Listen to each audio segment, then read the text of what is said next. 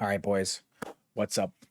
This is the pre-release RetroRey skill build for Arc Raiders. I think I have a good understanding of how the perks work and what perks are good.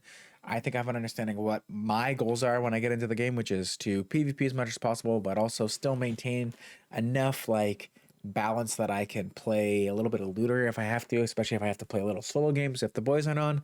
So let's get into it and see where we end up. First things first, we want to go right over here and get maximum stamina with youthful lungs. Max that perk out first. I don't care what anyone else tells you. They're wrong. Being able to move faster, farther, lets you escape faster, lets you loot faster, lets you get more XP faster, lets you avoid fucking arc better. Take that perk first. I'm telling you, all the other perks can wait. You don't need them as much. Next, which is what people typically take first, is we go right from Agile Croucher into in-round crafting. This lets you save space in your inventory by being able to craft bandages, lets you save your low tier crafting mats by crafting things in raid that you would craft out of raid, like using arc power cells rather than using them on yourself to regen your shield. They do about half of the regular shield charge to just making a shield charge, which is infinitely better than doing that. Why waste your meds? I used to think that that was a good thing to like use fabric and arc power cells, kind of like Apex as like a mini shield, but the time that it takes for you to use either of those things is the exact same. So it doesn't really matter whether you use a full shield or a full bandage or a fabric or not. So you might as well just craft the better thing and keep it in your inventory. Saves you weight, saves you inventory slots. Next, in my opinion, we kind of want to go and keep going back into mobility, I think. So I always just go right back and fill this perk up all the way, which is just lets you move around, cost less stamina. So you want to increase your stuff. We already increased our stamina to the maximum that we can. Now let's make efficient use of the stamina by decreasing the amount of stamina that we use while moving around.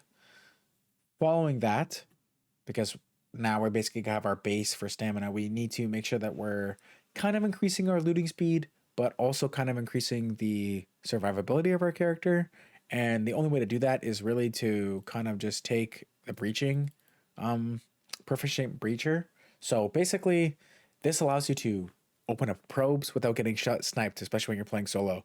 Open up downed arc when you're getting without getting shot in the back of the chrome by a pharaoh. It lets you find the loot the caches faster, breach the key room doors, breach any door, player breaches like player door blocks and stuff like that. And if you're doing the queen quest or trying to kill the queen and do the loot room in there, it lets you do that way more proficiently. The amount of speed, I've watched 100 videos. I swear to God, I've watched 100 videos of people killing the queen. I personally never did it because I was just playing cheers with the boys for fun.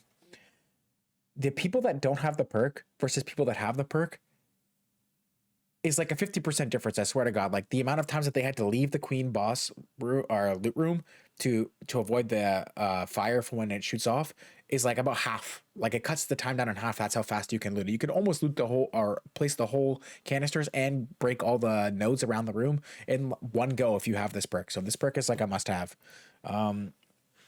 Plus, my teammates have been killed a lot. While we had a bad game getting killed by people while we were looting a surveyor probe. Okay, my fault for not having enough my smoke on my hotbar, but you know, we'll keep that to the side. But this is like the best kind of base you can have. This is the best base that you can have. This helps you in basically every situation, like crazy style. Like this is like the first like perks that you should spend is for these perks. Now you can kind of decide what you want to do personally here, but what I like to do is I like to basically increase my slide speed, right? Because this is like the most valuable thing. It's kind of like Apex, like you can always get value out of it. You're always sliding. It saves you stamina, so it technically gives you more effective stamina. Your effective stamina pool is bigger because you regen stamina while you're sliding and you don't spend any stamina to do it. And the amount that you can slide is like insane when you have this maxed rather. You can like slide really far. It lets you ambush players on low ground better if you're trying to like sneak up on somebody because the sliding sound is quieter than the running sound, and it lets you have stamina when you get in there basically. Now there's something to be said for like maybe skipping going 5 here and getting carry the momentum earlier because we kind of want this perk anyway and then finishing this up, but basically we are taking care of the momentum. Basically the only caveat to taking this perk, because you will be rolling a lot and you don't necessarily know, you will be getting like value out of this all the time, is make sure that you're always sprinting before you roll. Typically when you're in like combat, you'll usually be sprinting before you roll, but like When you're kind of slow playing it and fighting arc that are trying to tase you, especially when you're encumbered, you may not remember to just hit the sprint button before you roll, so you won't get the benefit. But just make sure that you're always sprinting just before you roll, even when you're just kind of like slow playing like a fight on an extract or whatever for clearing arc and stuff like that. Okay. Um, Following that, we're at 27. I go back here and I get max looter's luck again. This perk, similar to the breaching perk, it's like a pseudo time speed up perk, but it also lets you survive better because the less time that you spend looting characters is more time that you spend looting in raid. As you can see here in this clip, I'm fighting for my life. I have 0 bullets left, and I'm trying to loot this guy's body before the arc kill me so I can figure out and not die. Should I extract? I wasn't thinking about going inside at the time and meleeing the arc to death by jumping on them. Hindsight's a bitch. If I would have had this perk rather than taking all movement perks like I did the first time, I would have probably been able to get the bullets off this guy and then close out the fight. We really want to get Suffer in Silence. So basically, you have your pick of the litter, kind of depending on what you want to take. You take Silent Scavenger, just 1 perk. Now, if you're a solos player, like a solos main player, I would max Agile Croucher and take 2 points into Revitalizing Squat, which basically makes you regen your stamina faster. If you're more of a trios player and less of a solos player, I would do the opposite. I would take 3 points into the movement speed while crouched, and I would take 5 points probably into more stamina, because the speed at which you crouch, like you're not really doing too much crouching when you're playing in trios and stuff like that. But when you're playing like solos and duos, there's a lot more sneaking, and if there's a lot more sneaking, it's probably better that you move faster rather than regen your stamina faster. So put that into Agile Croucher, and then we take Suffer in Silence. Again, this perk is an insane perk. I can't tell you how many times I'm fighting somebody in this server slam and I don't hear them for some reason. And I'm thinking to myself, like, is this game just fucking bad? Like, is the audio bad? And I'm sure there's probably audio problems, but I think a lot of people were actually taking this perk. And when you shoot them, you snipe them with the Pharaoh and you're trying to chase them down. You can't fucking hear where they went. Well, that's because their movement is less noisy when they're hurt. I don't think that this applies to you doing any other actions like vaulting or stuff like that. I think it's just when you're running and walking. So keep that in mind. Like, I don't think it will make you quieter for vaulting and stuff like that, but still an extremely good perk, especially when you synergize it when you're already crouching. So your movement speed will be increased while you're crouching. And then if you take damage and you're crouching, then people will basically not be able to hear you at all. So it's an extremely, extremely beneficial perk. Like, I'm talking probably top pick. Now, we basically want to come back for Traveling Tinkerer.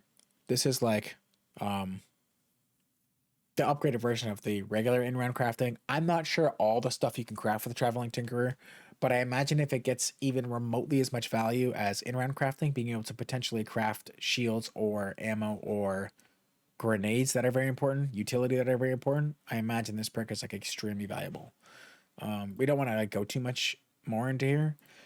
By now we're at level 41. We're probably approaching endgame.